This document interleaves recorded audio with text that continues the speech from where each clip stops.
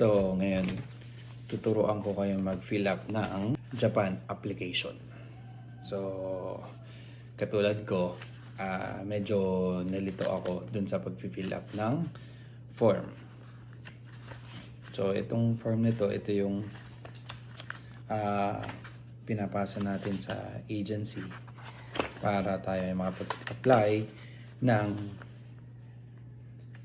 Japan visa. So, ayan. Pakita ko sa inyo guys. So, wala kasi ako nakitang tutorial pa nito. Ewan ko lang din or baka hindi ako naghanap. Pero,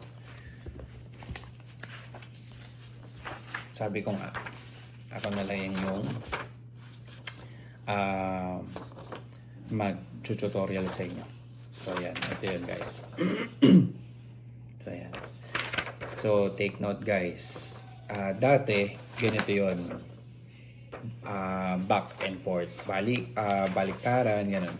So, ngayon guys, ang ginawa nila, dalawa ng ganito. So, yung nasa likod, ginawa na rin nilang nakalagay sa unahan. So, in short, dalawang papel, walang likod. Puro harap. So, ayan guys. So, ayan guys, dito, yung 45mm daw na picture, ayun yung tinatawag na passport size. Ayan. Dito, wala naman ditong isusulat. So, ayun. Tapos, dito, syempre, yung surname, yung apelido. Tapos, dito, yung given name and middle name. So, kung walang middle name, katulad ng pamangkin ng asawa ko, so, yung pangalan lang.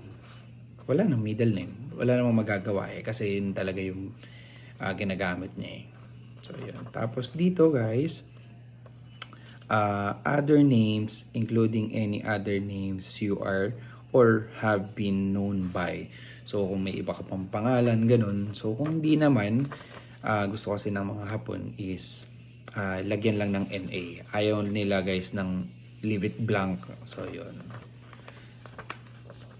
Tapos, dito yung date of birth. So, basahin natin mabuti. Una, yung day, araw, month, buwan, kasunod yung year, taon.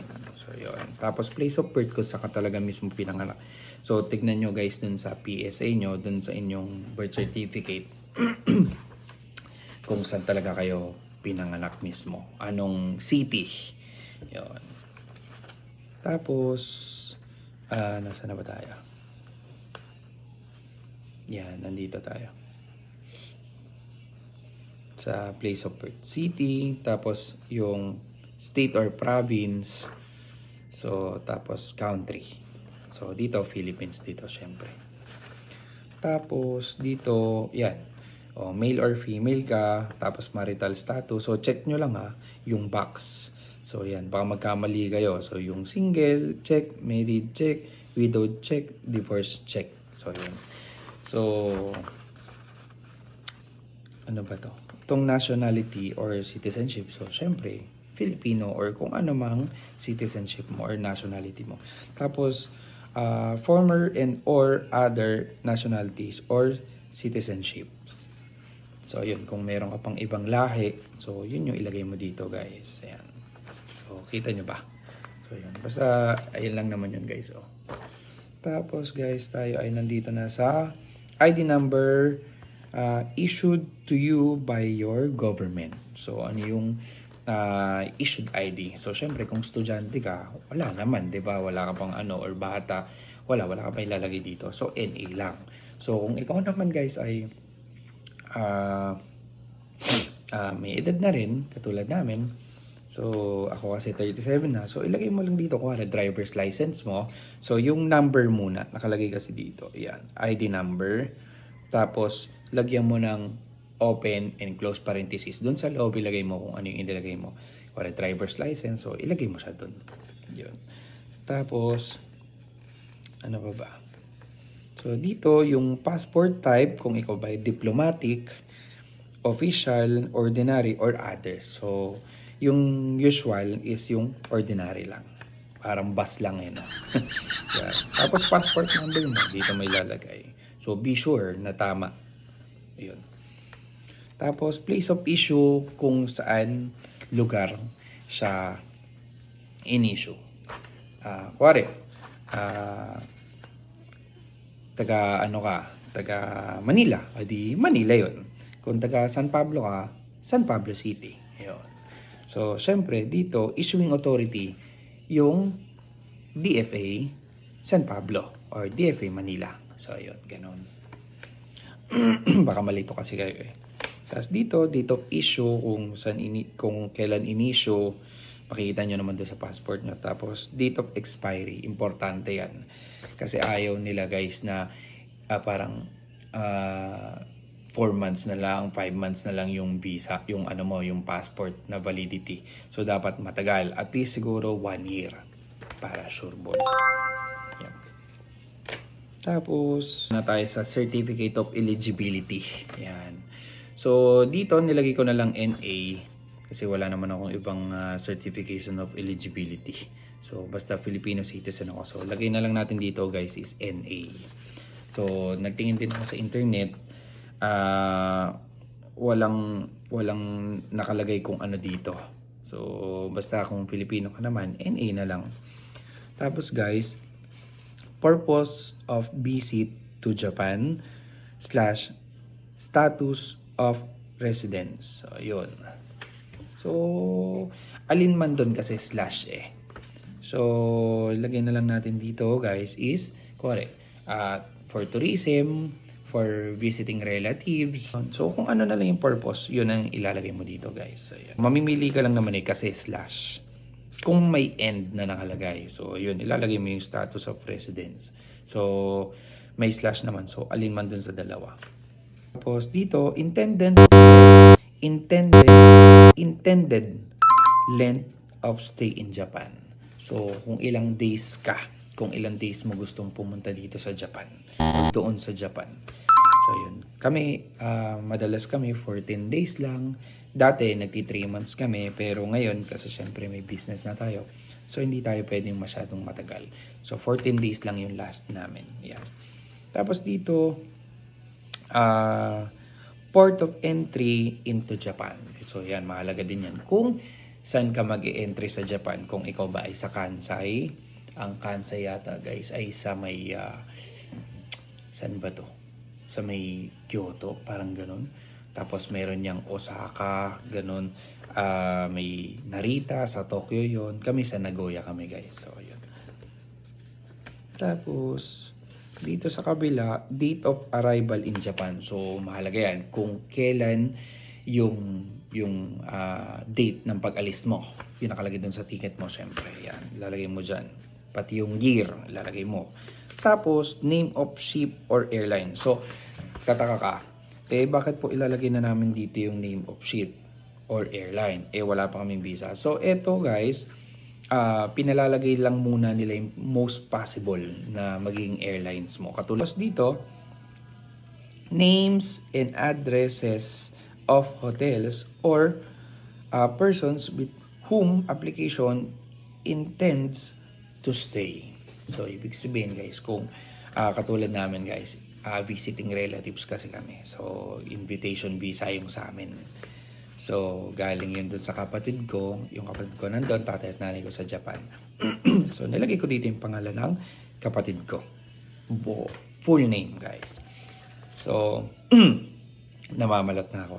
So, kung hotel naman, syempre, for tourism, so ilalagay mo dito kung anong pangalan ng hotel. Yun.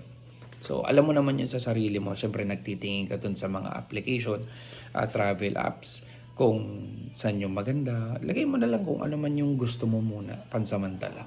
Pero hindi naman pa rin yun yung masusunod eh. So, nasa sayo pa rin kung saan mo talaga gustong tumigil dun sa Japan.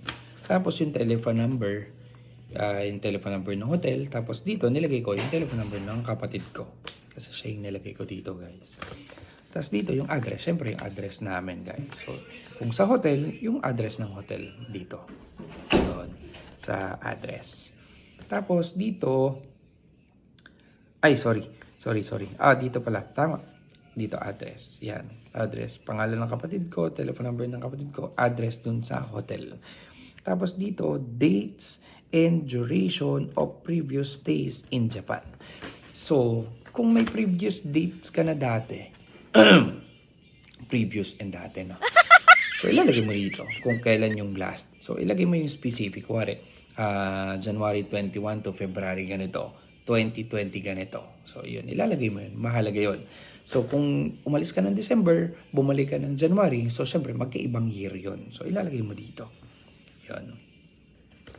Tapos, siguro lagyan mo na rin doon sa dulo kung ilang days. Mas maganda. Open and close parenthesis. 14 days, 15 days, gano'n. Yun yung mas maganda. Kasi yun yung ginawa namin eh. Tapos dito, your current residential address. If you have more than one address, please list them all. So, ibig sabihin, kung marami ka nga namang address, di isulat mo lahat dito. Ayan, may nakalagay namang address dito. So, kami, isa lang naman yung address namin. Isa lang yung nilagay ko dito, guys. Ayun. So, yung complete address yung ilalagay mo dito, guys. Telephone number, kung may telephone number. Kung cellphone, dito yun sa mobile number. So, dito, NA lang. Basta walang blanco. NA yung ilalagay mo sa blank. Tapos, yung email address mo. Yan. Alam mo na. So, current, profession, or occupation, and position. So, kung ikaw ay nagtatrabaho, edi employed. Kung ikaw ay businessman. So, pwede ding self-employed, depende sa inyo. Pero kami, nilagay namin businessman. Tapos, slash, kung ano yung position mo, the owner. Yun. So, kung ikaw ay employee, company employee, slash, promodizer. Parang ganun. So, sample lang yun, guys. Kung student ka, di student lalagay mo dito, guys. So, kung ikaw ay baby pa or kung ano man, syempre, NA. Kasi wala ka namang occupation, diba? Tapos, name. So, yun yung name and address of employer. So, yung employer mo daw. So, kung sa company, kung ano pangalan ng company, diba? Yun, tsaka yung address nila. So, kung ikaw ay katulad namin na na self-employed, businessman, so nilagay lang namin dito yung nakapangalan dun sa DTI permit namin or dun sa business permit mo, dun sa mayor's permit mo, yun lang ilalagay mo dito, guys. So, yun, madali lang naman siya. Tapos, kung student ka, syempre wala dito. So, NA lang. Tapos, NA, tapos NA din dito. So, kung yun nga, businessman, company employee, so yung name ng company, tapos yung address. Tapos telephone number. So, kung walang telephone number, NA lang din. Hindi pwedeng ilalagay mo dito yung cellphone number kasi telephone number siya, guys. So, ano lang to, common sense lang. Excuse me. So, address, ayan. So, yung name and address of employer. So, yun dito. Name, tas address. So, kung ikaw ay work from home, o di ilagay mo lang dito yung bahay, yung address nyo sa bahay. Yan lang yun, guys. So, yan. Tapos dito na sa kabila. So, dito sa kabila, note, partners, profession, and occupation, or that of parents, if applicable, is a minor. Yun. If applicant is a minor. Sorry. So, yun. So, kung minor ang applicant dito, so ilagay na lang dito yung occupation ng magulang. Katulad namin, dalawa yung aming minor. So, syempre, ilalagay mo dito yung business. Ilagay mo na lang siguro, wala naman nakalagay na position. O, ilagay mo na lang yung businessman. Yun. So, yun, guys. So, yun, ilalagay mo dito, syempre, yung occupation ng parent nung applicant. So, kung minor siya. So, syempre, kung 18 years old na siya, so okay na yun, wala na yun. Kung 17, pababa, yun yung ilalagay mo yung occupation. So, yun. Kung ikaw naman yung matanda na, at ikaw ay 18 na nga, so NA na ilalagay mo dito, guys, sa partners profession. So, yun. So, kahapon kasi nalito talaga ako dito, kaya nagawa ko ng tutorial eh. So, binasa ko syempre sa internet. Tapos dito, guarantor or reference in Japan, please provide details of the guarantor or the person to be visited in Japan. So, syempre, ilalagay mo dito yung nag-invite sa'yo na tao. Katulad ko, yung kapatid ko yung nag-invite. Kung sino man nag-invite sa'yo. Yan. Dito lang, yung pangalan niya. Tapos guys, dito pala, sorry. Dito pala, sorry, sa name. Sorry, sa name. Tapos yung telephone number niya ulit. Tapos yung address. So, ayun. Dito hindi ko na sinunod yung telephone number at mobile number. Inisa ko na. Nilagay ko na lang dito yung cellphone number niya. Kasi walang mobile eh. So, nilagay ko na. Kahit nakalagay dito telephone number, nilagay ko na yung mobile number niya. Kasi kailangan eh. Tapos, yun doon naman sa atin guys, yun dito. Meron naman kasi talaga dito nakalagay na mobile number dito. So, dito yung address niya dun sa Japan. Tapos, yung date of birth niya. Tapos, kung male or female yung nag-invite sa'yo na kamag-anak mo. Tapos, dito, relationship to applicant. So, ayan. Kung ano yung relationship. Sorry. Kung ano yung relationship niya dun sa applicant. Yan. Katulad ko. So, ako yung applicant. So, ano yung relationship nung kapatid ko sa akin? So, syempre, brother. Yung inilagay ko. O, diba? Relationship to the applicant eh. Brother. O. Kung siya ay lalaki at ako babae, sister. Diba? O, ganun yun. Baliktad lang. So, yun. So, kung katulad nun, may anak ako, dalawa, isang lalaki, isang babae. So, yung relationship to applicant, pag babae, syempre, niece. Kapag lalaki, edi nephew. Yun ilalagay. So, ayan. So, kung ikaw ay katulad ng sa amin, kasama ko yung biyanan ko, yung aking mother-in-law. So, mangyayari dito, relationship to applicant is my brother's mother-in-law. Yun.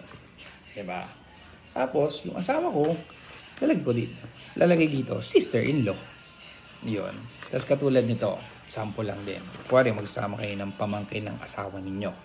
Kuwari ako, kapatid ko, yung nasa Japan. Tapos, yung asawa ko, nagsama siya ng pamangkin niya.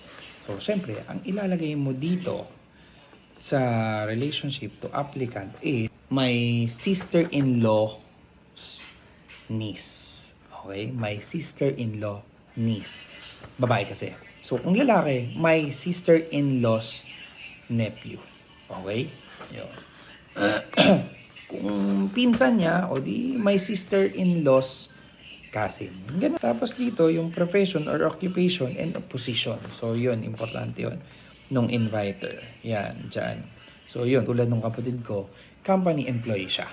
Tapos, yung position niya, videographer. So, tapos, dito, nationality and immigrations status. So, siyempre, lalagay mo dito. Filipino siya. Tapos, yung status niya dito, siyempre, kung ano siya. Kung long-term visa, ganun-ganun. So, sa amin, permanent yung nilagay ko. Lagay mo dun, guys, sa nationality and immigration status. So, ilalagay mo dito, Filipino.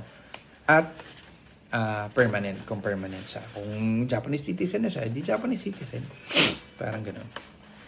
Tapos dito, note, remarks, special circumstances if any. So, dito nilagay ko na lang NA. Checkan mo lang kung have you ever been convicted? Ganun. Siyempre, no. So, yun. Lahat naman ang sagot dito, no lang. Tapos, kung yes, lalagay mo dito yung reason. Kung bakit ganun. I-explain mo. So, kung hindi naman, no lahat ng sagot mo, di NA lang dito sa malaking box. Ayan, guys. Dito sa malaking box. Tapos, dito, syempre, date of application. So, lalagay mo dito, day, month, and year. Tapos dito, yung pirma mo. Kasi yun lang, guys. Tapos dito, guys, itong nakalagay na guarantor or reference in Japan, di nasulat mo na, guys, dito yung mga details niya. Tapos may itatanong ulit dito, inviter in Japan, please write same as above if the inviting person and the guarantor are the same. So, kung yung akin naman parehas lang naman isa lang naman yun eh. So, yung nag-invite, tsaka yung guarantor ko, isa lang yung kapatid ko lang. So, kung magkaiba, edi magkaiba ilalagay mo dito. Pero kung iisa lang naman, kung ano yung ilalagay mo dito, ilalagay mo din dito. Pero, note. Take note. Di ba, nagsulat ka dito ng pangalan niya, address niya, telephone number, at kung ano-ano pa. So, ilalagay mo naman dito sa baba, yan yung inviter in Japan. So, ilalagay mo dito guys, same as above lang, kung parehas lang. So, syempre, dito, hindi mo naman pwedeng mailagay dito same as above. Lagyan mo na lang check kung female siya or male. Syempre, common sense lang. Ganun lang guys. Yan lang. Kung ano yung sinulat mo dito, lalagay mo lang dito, same as above, kung lahat naman is pareho. So, yun lang guys. Sana may natutunan kayo sa akin. Syempre, yung visa natin is hindi natin alam kung ma-approve or ma-approve or ma-deny.